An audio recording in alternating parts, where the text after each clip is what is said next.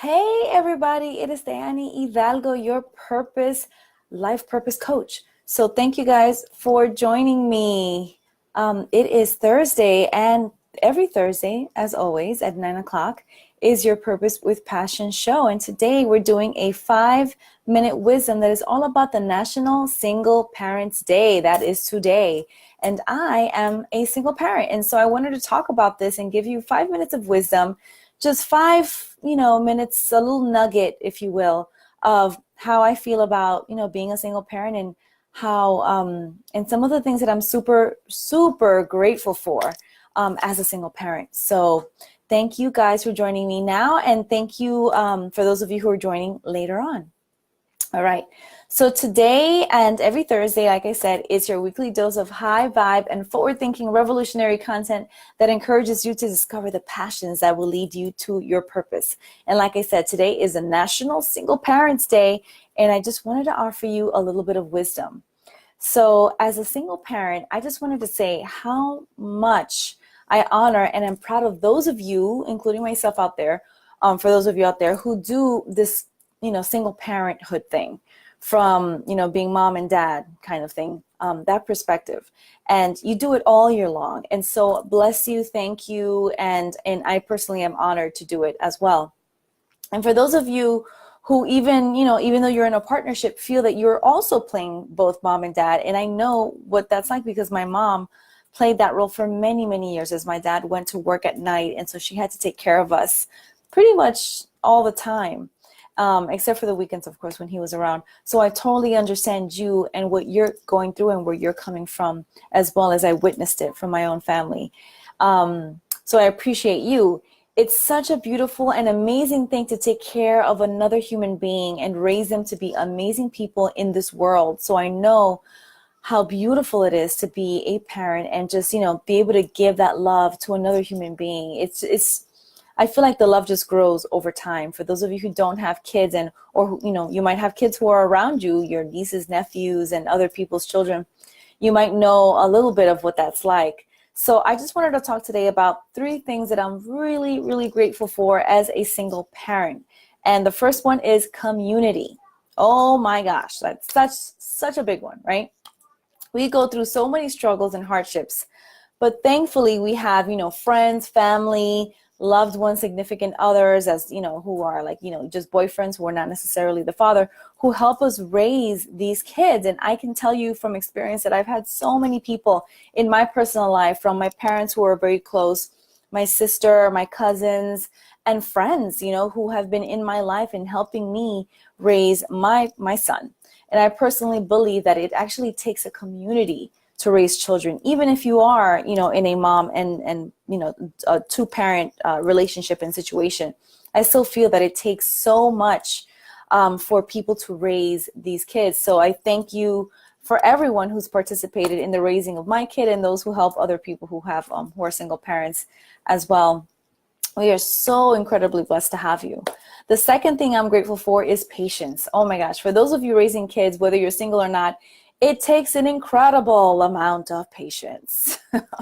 You already know this, for those of you who are parents at all. It just takes so much patience, and even more so double patience, I feel like, when you're a single parent, because you have to be open to their desires and needs, and while doing that and taking care of your own, right? Because you basically are in charge of yourself and another human being. So I know that takes a lot of work and it's patience. So be patient with yourself and always be in touch with who you are, your values, and what you stand for. That's so incredibly important, right? Because you'll be modeling that and, passing that along to your kids.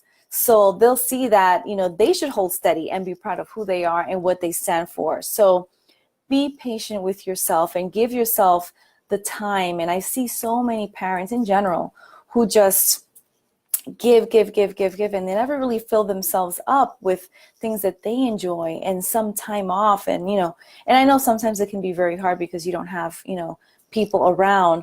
But if it's possible, even if it's after they're asleep, take the time to take a warm bath, to have 30 minutes of reading time, or just a break of silence for yourself. Because I know what it's like to be around with a kid all day long and step on their Legos and have to put all the stuff away, clean the house while they're disorganizing the other side. I know how hard that can be. So have patience with yourself and with them, but also give yourself that time to fill yourself up. Okay.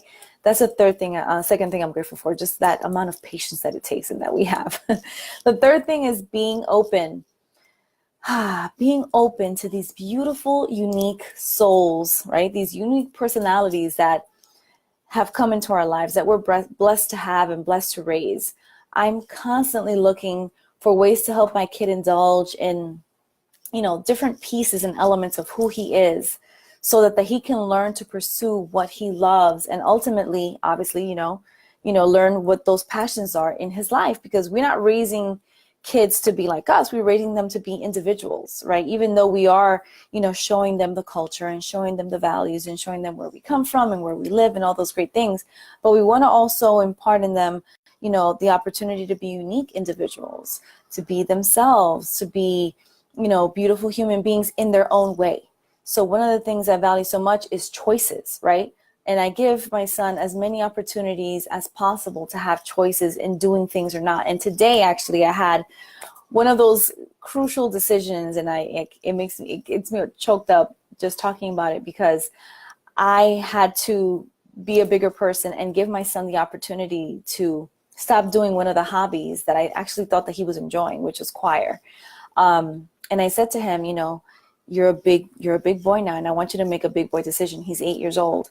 And I said, look, this is an opportunity for you to make a grown-up decision and decide if this is something that you really want to do. And if you want to pursue it, you have every opportunity to decline it.